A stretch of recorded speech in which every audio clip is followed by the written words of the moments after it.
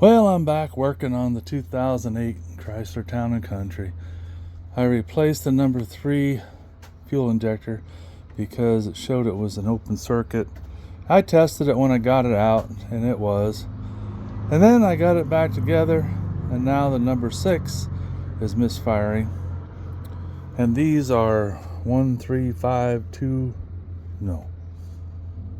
2, 4, 6, 1, 3, 5, because the middle one in the back is the one I replaced. Actually, it'd just be right underneath here. So I'm going to have to take this all apart again and replace another one. If you have to do this, I went to O'Reilly's. This is the first one I bought. It was $90. There's the part number.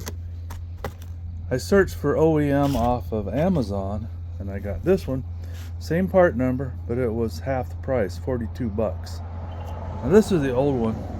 I was going to try to look at it, see, can I see any problems with the screen on the bottom or anything, but that one was just stuck open, so it's not going to matter. But when I take this number 6 out, I'm going to look it over real good. See, because I put some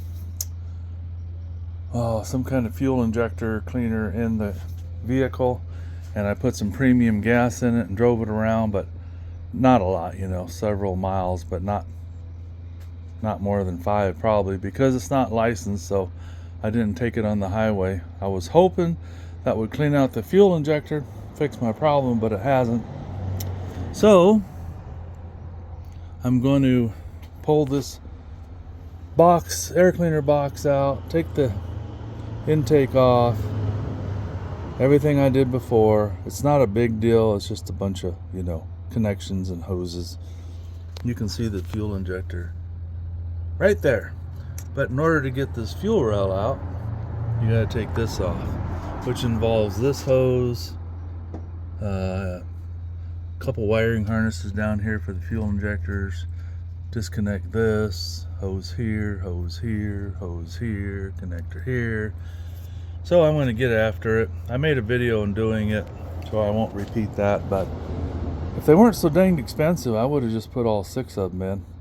I'm almost wishing that I had looked on Amazon before, but after watching videos, I knew I didn't want to get some cheap knockoffs because you're just going to have problems unless you get lucky.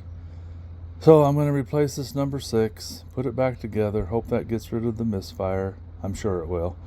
It's just a dirty fuel injector that's not getting cleaned up. But I am going to see if there's a way to clean it up once I get it out, just for the fun of it. Anyway, I will be back after I get it all torn apart, back together, and let you know my results.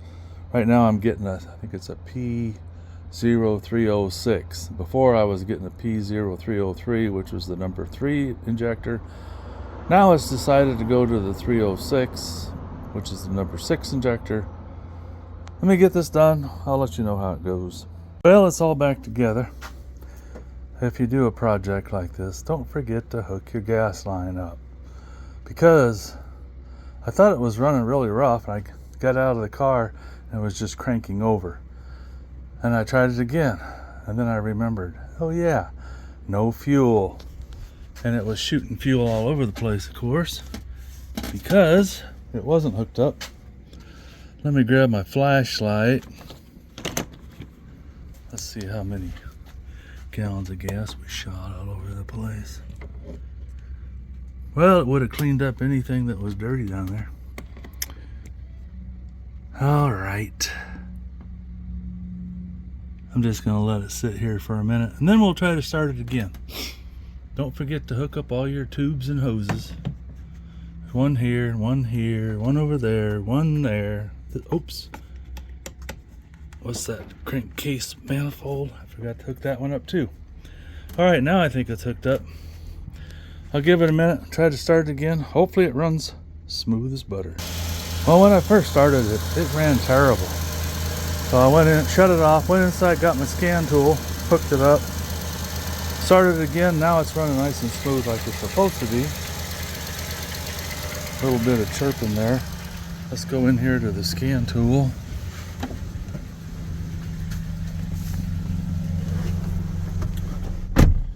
It had a saved error code for number 3, and it had a suspended for number 6. So if we read the codes, there are no codes. That's a good thing. Now it's running like it's supposed to. Now, if we go to special functions, let me see. No, that's not the one I want. Actuation test. Yeah. Okay, so fuel injector number 1. Toggle it. Not doing anything.